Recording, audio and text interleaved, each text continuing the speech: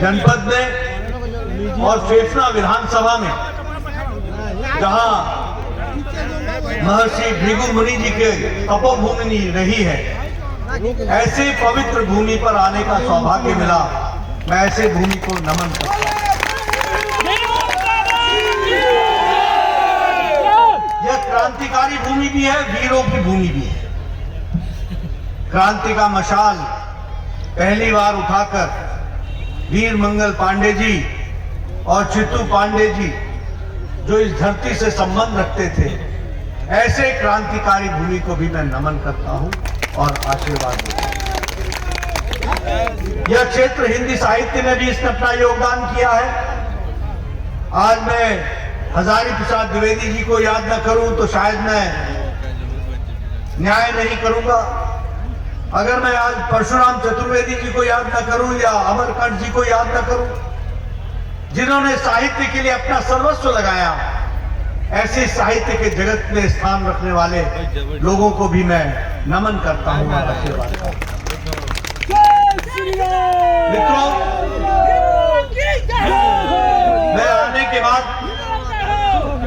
मैं आने के बाद यहां बैठा बैठा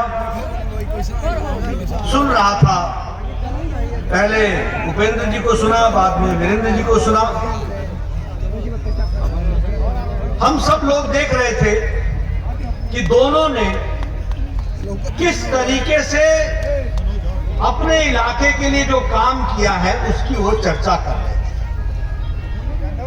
वो बता रहे थे कि किस तरीके से सड़कों का जाल बिछ रहा है, वो बता रहे थे कि किस तरीके से उन्होंने पानी पहुंचाया है, वो बता रहे थे कि किस तरीके से गरीबों को अनाज पहुंचाया है, वो बता रहे थे कि किस तरीके से बिजली पहुंचाई है। और वीरेंद्र जी आपसे पूछ रहे थे भोजपुरी में, मिलने की ना, मिलने की ना। ये पूछना और ये बताना यह कोई कर सकता है तो भारतीय जनता पार्टी का नेता ही कर सकता है, बाकी कोई नहीं कर सकता। कोई पार्टी के नेता में ये दम नहीं है कि छाती ठोक के कहे कि जो कहा था वो किया है, जो कहेंगे वो करेंगे। ये कर सकता है तो समाजवादी पार्टी वाले क्या पूछेंगे यहाँ पर आकर के, क्या बोलेंगे? यही पूछेंगे ना कि ठोकली कि ना ठोकली, यही पूछेंगे ना, कि और कुछ पूछेंगे? परिवार के बांटले कि ना बांटले, समाज को बांटा कि नहीं बांटा?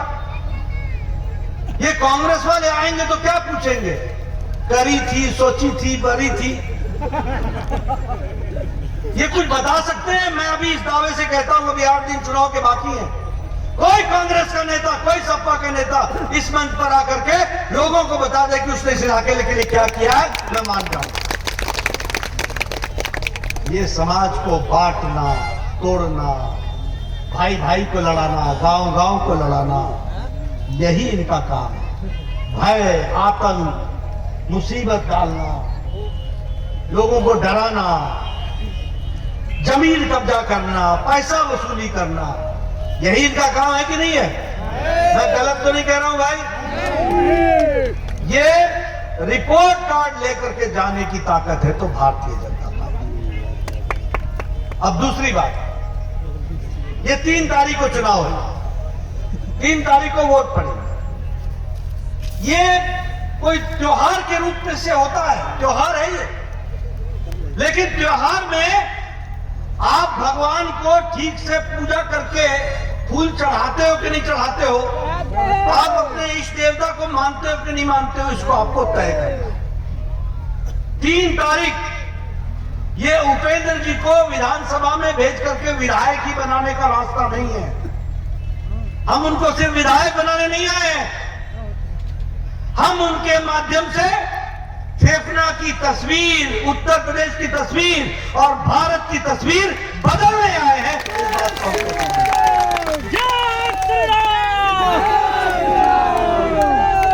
और मित्रों, मैं फिर ये भाषण देने के लिए नहीं कह रहा हूं, आपकी उंगली में बहुत ताकत है, बहुत जान है। आप याद करो 2019 में आपने बटन पोलिंग बूथ पर जाकर के मशीन पर बटन दबा के कमल का पर बटन दबाया था कि नहीं दबाया था? दबाया था ना। और वीरेंद्र जी को आपने एमपी बनाया था कि नहीं बनाया था?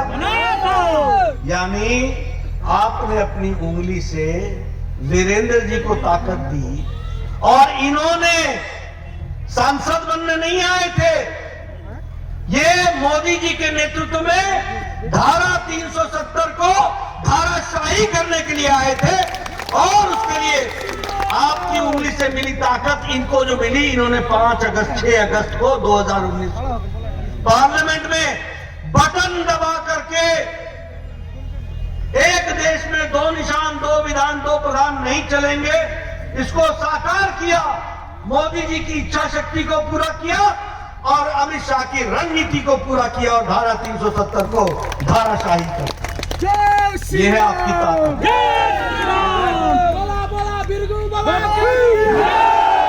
ये है आपकी ताकत। आपने सही जगह, अगर आपने सही जगह उंगली नहीं दबाई होती तो क्या यह संभव होता? क्या आप कह सकते थे कि यहां फेफना में बैठ करके मैंने जम्मू कश्मीर में जो 156 कानून भारत के नहीं लागू होते थे वो लागू कराने में आपने योगदान किया? आपने किया क्योंकि आपने वीरेंद्र सिंह को वोट देकर के जिताया। और इसीलिए 3 तारीख को मैं जब वोट, आप बताइए, आप राम मंदिर चाहते थे कि नहीं बने? आप चाहते थे ना कि बने? आप चाहते थे? आपको मालूम है ना कि यही समाजवादी पार्टी के लोगों ने राम भक्तों पर गोली चलाई थी, खून की होली खेली थी। और जब मोदी जी को आपने प्रधानमंत्री बनाया, सुप्रीम कोर्ट का फैसला आया और कांग्रेस पार्टी यही राम मंदिर को लटकाती थी, भटकाती थी, अटकाती थी। कपिल सिब्बल बोलता था सुप्रीम कोर्ट में फैसला मत करो, बीजेपी को फायदा हो जाएगा। आपने मोदी जी को चुना, सुप्रीम कोर्ट का फैसला आया, सारे रास्ते में से अड़ंगे हटे और अब भव्य राम मंदिर बन रहा है अयोध्या में। ये बात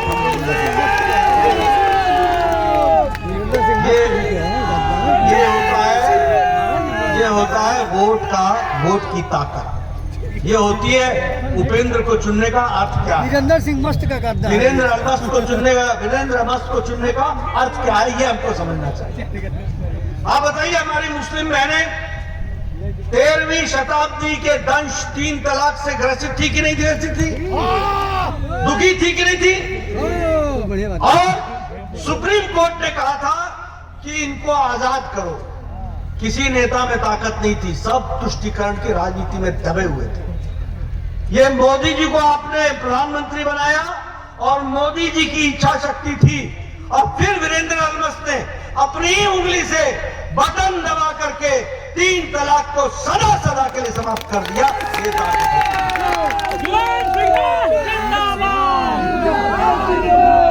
ये है ताकत, ये है फैसले।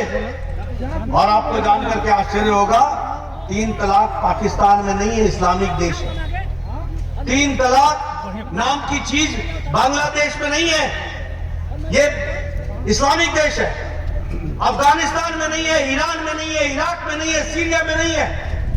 ये हमारे ही भारत में सेकुलर देश में 3 तलाक चल रहा था और करोड़ों बहनों को 13वीं शताब्दी का दंश और काला कानून सहना पड़ रहा था। उनको आजाद करने का काम किया तो मोदी जी के नेतृत्व ने किया। आपकी उंगली ने जो बटन दबाया था, जिसके कारण वीरेंद्र मस्त ने दबाया बटन और 3 तलाक से आपको मुक्ति दिला दी। इस बात को समझना चाहिए। इसलिए मित्रों, जब मैं ये सारी बातें करता हूं तो मैं हमेशा कहता हूं कि आपका बहुत बड़ा योगदान है, जिसको हमको समझना चाहिए। हमारी पार्टी भारतीय जनता पार्टी मोदी जी के नेतृत्व में गरीब, वंचित, पीड़ित, शोषित, दलित, अंतिम पायदान पर खड़ा व्यक्ति, समाज में महिला शक्ति, युवा शक्ति, किसान, इनको मुख्य धारा में लाने की काम करने वाली पार्टी। हम कोई गद्दी पर बैठने नहीं आए हैं, उपेंद्र जी गद्दी पर बैठने नहीं आए हैं, मंत्री पर सुशोभित होने नहीं आए हैं।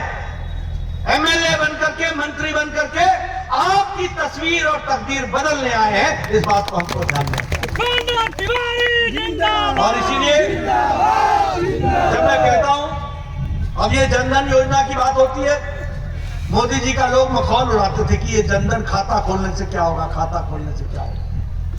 खाता खुलने से ये हुआ कि जो कोरोना में लॉकडाउन लगा था और जब पोस्ट ऑफिस बंद था, जब बैंक बंद था, जब मनी ऑर्डर नहीं भेज सकते थे, जब पोस्टमैन नहीं जाता था, तो मोदी जी का 20 करोड़ बहनों को उनके खाते में, जनधन खाते में 500 रुपए पहुंचा और उनके चूल्हा जलने का इंतजाम हुआ कि नहीं हुआ? मिला था कि नहीं मिला था? आप देखिए प्रधानमंत्री आवास योजना, आज 1.5 करोड़ लोगों के आवास, पक्के मकान बने और बीच में कोई बिचौलिया नहीं है, सीधे पैसा मोदी जी का पहुंचता है। और घर बनते, कैसे घर बनते? रसोई घर अलग, उसमें गैस का चूल्हा, साथ में सिलेंडर और उसके साथ साथ शौचालय अलग से, घर अलग से। और घर का मालिक मालिक नहीं होता, घर का मालिक मालकिन होती है। ये भी हमको समझना चाहिए। ये महिला सशक्तिकरण। और कितने घर बने? 1,56,00,000 से ज्यादा। और अभी इस साल 7,000 करोड़ रुपए इस बार बजट में रखे हैं और 7,000 के बजट में 80 लाख मकान एक साल में बनकर के तैयार होंगे। ये हमको ध्यान रखना। इसी तरीके से अगर मैं बात करूं, 18,000 गांव थे जिनको बिजली नहीं था, सौर ऊर्जा के लाइट को लेकर के चलते थे और बच्चे पढ़ते थे। 1,000 दिन के अंदर मोदी जी ने 18,000 गांव में बिजली पहुंचाई और 2.5 करोड़ लोगों के घर में बिजली पहुंचाई सौभाग्य योजना के तहत। ये भी याद। यहां बैठे उपेंद्र जी एमएलए साहब और एमपी साहब, आप भी एमएलए रहे। एक समय में क्या होता था, अगर कोई घर वाला बोलता था कि हमारे घर में बिजली पहुंचा दो, तो जूनियर इंजीनियर एहसान मार के बोलता था, तार है ही तारा पास ना, तो पहले तार खरीद के लिया। बोलता था कि नहीं बोलता? बोले 100 मीटर लगी, बोले 200 मीटर, तो 100 तू खरीदा, 100 हम देंगे, मतलब 100 मीटर देंगे तो एहसान देंगे। और साथ में क्या बोलता था? क्या खंबा लगी? खंबा मतलब पोल, ऐसे ही था ना? बोले क्या खंबा लगी? बोले 3 खंबा। तो गांव वाला का बोलिए कि जाकर खंबा उठा करके ले जाए गांव में, तो हमारा बताइए था कि नहीं था? यही था कि नहीं था? अब सौभाग्य योजना के तहत 10 दिन के अंदर कोई फॉर्म भरेगा तो मोदी जी का जूनियर इंजीनियर पहुंच करके बिजली लगाएगा, योगी जी का इंजीनियर आकर के बिजली लगाएगा। 2.5 करोड़ लोगों को बिजली पहुंचाई गई। ये अंतर हमको समझना चाहिए। आयुष्मान भारत, ये हमारे एमएलए साहब बैठे, पूछो थक जाते थे चिट्ठी लिख कर, कभी मुख्यमंत्री को चिट्ठी लिखते थे, ये गरीब आदमी है, इसका किडनी का ऑपरेशन होना है, पैसा नहीं है, 1 लाख रुपए दे दीजिए प्रधानमंत्री राहत कोष में, मुख्यमंत्री राहत कोष में। ये गरीब आदमी है, इसका दिल का ऑपरेशन होना है, 1.25 लाख रुपए दे दीजिए। ये गरीब आदमी है, इसका ये कैंसर का इलाज होना है, इसको 50,000, 1 लाख रुपए दे दीजिए। और गरीब आदमी आप लोग देखते होंगे गांव में, बेचारे को घर पे रखते थे, दिल का मरीज होता था, पूछते थे घर पे क्यों रखा? डॉक्टर बोला है कि अब ओकरा आराम करेंगे। अब इलाज करने का पैसा नहीं था, तो यही कहते कि इलाज के आराम करने को कहा है। लोग लाचार थे, लोगों के घर बिकते थे, मकान बिकता था, लोगों का खेत बिकता था। मोदी जी ने 130 करोड़ की जनता में 50 करोड़ गरीब लोगों को हर साल गंभीर बीमारी से इलाज के लिए 5-5 लाख रुपए पहुंचाने का इंतजाम किया। और हर साल अगर आपके परिवार में कोई बीमार पड़ा और 20-21 में उसको 2 लाख रुपए खर्च हुए, तो 21-22 में फिर से उसको मोदी जी की तरफ से इलाज के लिए 5 लाख रुपए पहुंच जाएगा, उसका इलाज होगा। ये व्यवस्था गंभीर बीमारियों की कभी कोई सोच नहीं सकता था। दुनिया का सबसे बड़ा कार्यक्रम ये चल। आप बताइए, ये कोरोना के टाइम में आप लोग बिना मास्क के बैठे हुए हैं और ये सब लोग आराम से ठीक से रह रहे हैं, तीसरी वेव भी आकर के चली गई। बताइए, ये मोदी जी का टीका था ना जिसने आप सब लोगों को बचाया? मोदी जी का टीका था कि नहीं था? ये मोदी जी का वैक्सीन, इसने भारत देश को बचा लिया। ये याद रखना, ये सब लोगों को जो जीवन मिला है ये उसके कारण मिला है। और फिर मैं कहने के लिए नहीं कह रहा हूं, पूर्व स्वास्थ्य मंत्री रहा हूं। चिकन पॉक्स की दवा इस देश में आने में 20 साल लग गए। टेटनस की दवा इस देश में आने में 25 साल लग गए। पोलियो की दवा इस देश में पहुंचने में 35 साल लग गए। जापानी बुखार जो गोरखपुर में हुआ था, इसकी दवा 1906 में आ गई थी और भारत में पहुंची थी 2006 में, जब योगी जी गोरखपुर के सांसद बने, तब जाकर के पहुंचे। इतने साल लग गए। लेकिन मोदी जी ने 2020 में कोरोना आया और 2020 में अप्रैल में उन्होंने टास्क फोर्स बैठाया और 2021 के जनवरी में 9 महीने के अंदर एक नहीं 2 टीके देकर के देश को बचाने का काम किया। ये भी हमको याद है। और अखिलेश बाबू ने क्या किया? ये टीके का ट्रायल नहीं हुआ है, ये ट्रायल नहीं हुआ है। 3 तारीख को 13 ट्रायल हो जाएगा। यूपी की जनता ट्रायल कर देगी। लोगों को गुमराह किया, लोगों को भड़काया, लोगों को गलत तरीके से बताया, उत्तर प्रदेश की जनता के साथ गुमराह करने का काम किया। एक तरीके से उत्तर प्रदेश की जनता के साथ छल किया तो अखिलेश ने किया। क्या कहा? ये बीजेपी का टीका है, ये मोदी का टीका है।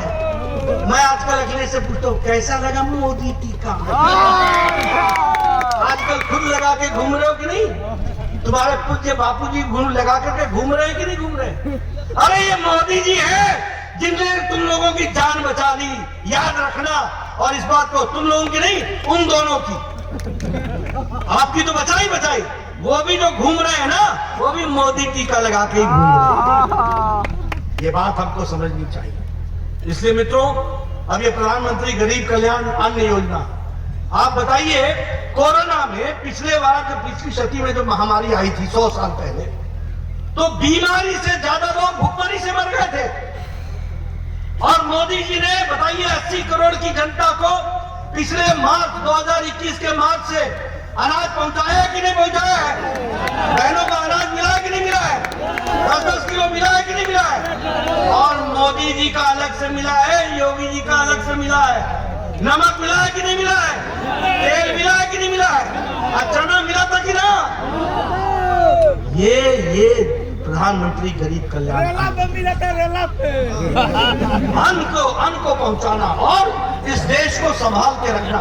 और ये छोटी संख्या नहीं है, यहाँ 23 करोड़ है और 130 करोड़ का देश, सबको भूख से, किसी को भी कोई भी भूखा न सोए, इसका इंतजाम मोदी जी ने किया।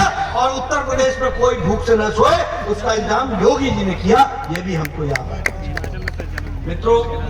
इसलिए महिला, अब आप बताइए, एक समय में हमारी बहनों को अपने दैनिक नित्य क्रम के लिए खेतों में जाना पड़ता था कि नहीं जाना पड़ता था? पड़ता था कि नहीं पड़ता था? बच्चे बाहर जाते थे कि नहीं जाते थे? जब स्वच्छता अभियान की बात मोदी जी ने कही, तो ये चांदी के चम्मच के साथ पैदा हुए सपा और कांग्रेस के नेता मोदी जी का बखौल उड़ाते थे।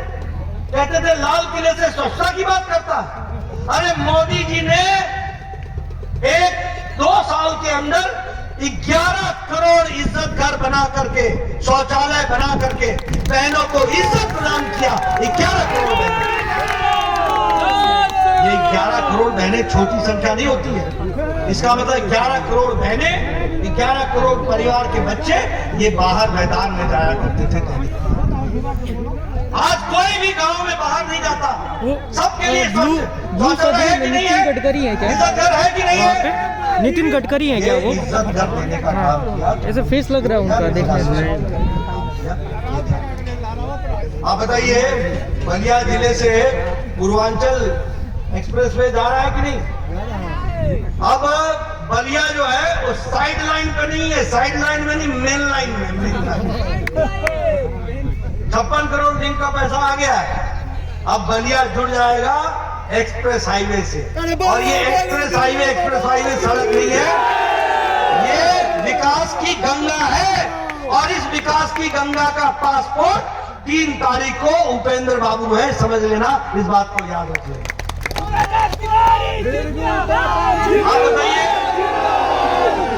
हाँ बताइए, कुशीनगर में इंटरनेशनल एयरपोर्ट बन गया कि नहीं बन गया? 230 करोड़ की लागत से बना है कुशीनगर में। और कहीं से भी आप आओ और कोई भी देश का व्यक्ति, पर्यटक, दुनिया का पर्यटक आज कुशीनगर पहुंच सकता है, घंटों में पहुंच सकता है। 5 इंटरनेशनल एयरपोर्ट बन गए, अटल बिहारी यूनिवर्सिटी बन गई, मेडिकल यूनिवर्सिटी, आयुष की मेडिकल यूनिवर्सिटी बन गई, गोरखपुर में एम्स बन गया कि नहीं बन गया? बन गया। अब आपको दिल्ली नहीं जाना पड़ेगा इलाज के लिए, अब आपका इलाज यहीं होगा। और मुझे बताया गया है कि यहाँ पर भी हर एक तरीके से विकास की योजनाओं को एक नया रूप दिया जा रहा है।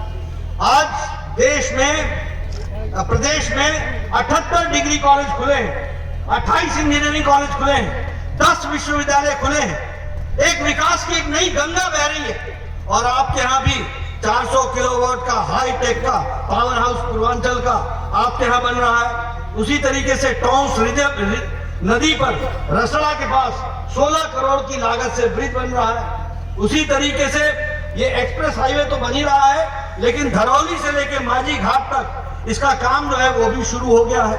उसी तरीके से ये 6 सड़कें 12 करोड़ 60 लाख की लागत से फेफना के लिए अप्रूव हुई है, जो सड़कों का जाल बिछेगा।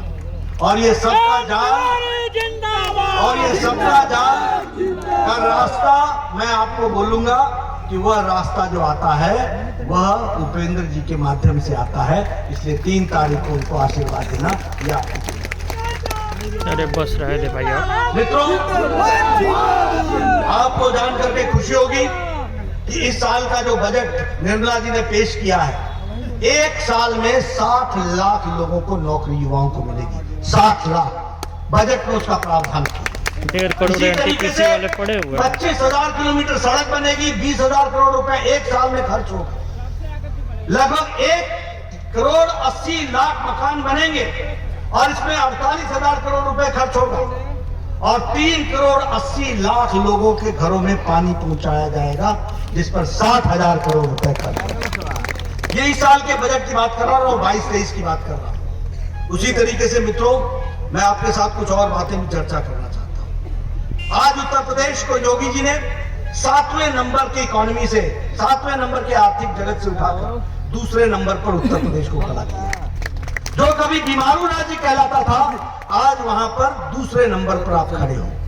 एक बार आप लाइसेंस उपेंद्र जी को दोगे, उत्तर प्रदेश पहले नंबर पर जाके खड़ा हो जाएगा। ये हमको याद। उसी तरीके से जैसे मैंने कहा, हम लोगों ने तय किया कि किसान को सिंचाई के लिए बिजली मुफ्त मिलेगी, बिल्कुल मुफ्त दी जाएगी। उसी तरीके से बहनों के लिए, बच्चों के लिए, जो पढ़ने वाले हैं उनके लिए मोपेड स्कूटर की व्यवस्था बच्चियों के लिए की जाएगी। और नौजवान युवाओं के लिए 2 करोड़ लैपटॉप और टैबलेट पहुंचाए जाएंगे, ताकि वो विकास में। मित्रों, आप जानते हैं कि योगी जी के पहले उत्तर प्रदेश में माफिया राज था कि नहीं था? था कि नहीं था? आतंकवाद था कि नहीं था? हाँ। अभी जब से योगी जी आए हैं, माफिया राज समाप्त हुआ है कि नहीं हुआ है? गुंडा राज समाप्त हुआ है कि नहीं हुआ है? पीछे आवाज नहीं आ रही है, गुंडा राज समाप्त हुआ है कि नहीं हुआ है? मित्रों, यह योगी जी के आने के कारण हुआ है। और अब हम लोगों ने तय किया है कि 6 सेंटरों पर एंटी टेरर कमांडो स्क्वाड का सेंटर बनेगा, आतंकवादी विरोधी कमांडो स्क्वाड। और कहां बनेगा? देवबंद में बनेगा, बहराइच में बनेगा, आजमगढ़ में बनेगा, रामपुर में बनेगा, मेरठ में बनेगा, कानपुर में बनेगा, बहराइच में बनेगा। अब कहीं भी कोई भी आतंकवादी घटना करने की हिम्मत उत्तर प्रदेश की धरती पर नहीं कर सकेगा। इस बात को हमको ध्यान रखना। आप बताइए, मैं आपसे पूछना चाहता हूं, आप बताइए, ये आजम खान 5 साल पहले दंदनाता था कि नहीं दंदनाता था? लोग तंग होते थे कि नहीं होते थे? ये मुख्तार अंसारी दंदनाता था कि नहीं दंदनाता था? ये आतिक अहमद दंदनाता था कि नहीं? डीजीपी के ऑफिस के बगल में जमीन पर कब्जा किया था लखनऊ में कि नहीं किया था? और यही जब अखिलेश जी थे मुख्यमंत्री तो ये दंदनाते थे, और जब योगी जी बने मुख्यमंत्री तो ये तीनों तब से जेल में गुल्ली डंडा खेल रहे हैं। तीनों। कानून वही है, आरोप भी वही है, मुजरिम भी वही है। एक समय में दंडनाता है और एक समय में जेल के अंदर होता है। ये फर्क है अखिलेश और योगी आदित्यनाथ का, ये हमको समझना। आप बताइए मुजफ्फरनगर में दंगे हुए थे कि नहीं हुए थे? हुए थे कि नहीं हुए थे? 92 लोगों की जानें गई थी कि नहीं गई थी? 5000 लोग पलायन किए थे कि नहीं किए थे? कैराना से 60 परिवार अपनी जमीन बेच करके चले गए थे कि नहीं चले गए? उनको वापस ला करके योगी जी ने बसाया कि नहीं बसाया? और मुजफ्फरनगर के मुख्य अभियुक्त को अखिलेश ने अपने घर बुला करके बिरयानी खिलाई थी कि नहीं खिलाई थी? अब 3 तारीख के बाद इन दोनों को बिरयानी खाने के लिए छोड़ देना, ये वही करेंगे और कुछ नहीं। मित्रों, आज किसी ने मुझसे कहा कि प्रियंका जी कह रही थी कि आतंकवाद का मसला तो फिजूल की बात है। अरे तुम्हारे पूज्य पिता स्वर्गीय राजीव गांधी की लीला समाप्त हुई। आतंकवादियों ने, लिट्टे के लोगों ने उस पर अटैक किया, उनकी जीवन लीला समाप्त हो गई। तुम्हारी ये समझ है? वैसे तो कांग्रेस की समझ ही अब इसी लायक नहीं, इससे ज्यादा की समझ ही नहीं।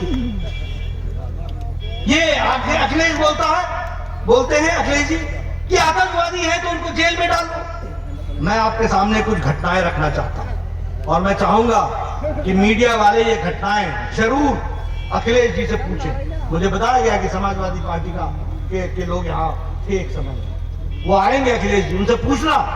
मैं आपको तारीख बताता हूं, 23 नवंबर 2007 लखनऊ की कचहरी में, वाराणसी की कचहरी में और अयोध्या की कचहरी में एक साथ 3 जगह पर बम ब्लास्ट हुआ था। एक साथ 15 लोग मारे गए थे, 95 लोग घायल हुए थे। कौन सी तारीख? 23 नवंबर 2007। इंडियन मुजाहिदीन के कमांडर ने इसकी जिम्मेवारी ली और उसने कहा कि मैंने यही बम ब्लास्ट नहीं किया है, मैंने दशाश्वमेध घाट में भी बम ब्लास्ट किया, श्रमजीवी ट्रेन में भी बम ब्लास्ट किया है, नई दिल्ली के गोविंदपुरी, पहाड़गंज और सरोजनी नगर में भी बम ब्लास्ट किया है, वाराणसी के संकट मोचन में भी हमने बम ब्लास्ट किया है, हमने मुंबई की लोकल ट्रेन में भी बम ब्लास्ट किया है। और इन घटनाओं में मरने वालों की संख्या 400 से ऊपर थी और घायल होने वालों की संख्या 2000 थी। इस सब का उन्होंने जिक्र किया और इसमें यूपी के एसटीएफ ने, स्पेशल टास्क फोर्स ने 2 लोगों को पकड़ा। एक का नाम था तारिक कासमी, हामिद हाकिम तारिक कासमी आजमगढ़ का रहने वाला था, और दूसरे का नाम था खालिद मुजाहिद जो जौनपुर का रहने वाला था। आपको जान करके आश्चर्य होगा, अखिलेश जी 2012 में मुख्यमंत्री बने, इन्होंने 26 अप्रैल 2012 को इन दोनों आतंकवादियों को जेल से रिहा कर दिया और रिहा करने की ऑर्डर कर दिया और उनको रिहा करने का काम किया। ऐसे हैं आपके ऐसे थे आपके मुख्यमंत्री। और क्या हुआ? इलाहाबाद हाईकोर्ट ने कहा कि ये सारे दोषों के 15 केस थे इनके ऊपर, 15 केस। ये जो सारे मैंने केस गिनाए, श्रमजीवी, बॉम्बे ब्लास्ट, ये सारा संकट मोचन का ब्लास्ट, ऐसे 15 केस थे। ये सारे 15 केस अखिलेश ने वापस लिए।